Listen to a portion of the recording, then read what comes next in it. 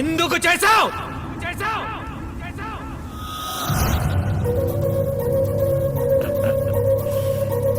తప్పలేదు బ్రో, డబ్బు కోసం. ధనం మూలం ఇదం జగత్. నీకు అర్థం కాదులే, మా తెలుగు మీడియంలో చాలా బాగా చెప్తారు. అది ఇల్లా బ్రో? ఔటర్ రింగ్ రోడ్కి 5 కిలోమీటర్ల దూరంలో ఉన్న స్వర్గం. పిలిస్తే పనులు, అరిస్తే సెక్రటరీలు, ఆవలిస్తే డాక్టర్లు. అరే నిల్చుంటే స్నానం అయిపోతుంది, పడుకుంటే పగలైపోతుంది, సుక్క పడుతుంటే రోజు అయిపోతుంది. ఒక్కడ బతకడం కోసం 100 మంది చేస్తున్నారు బ్రో ఆ ఇంట్లో. ఆ ఈశ్వరి 30 రోజులు అనిపించేది కాదు బ్రో, 100 ఏళ్ళు అనిపించాల్సిందే.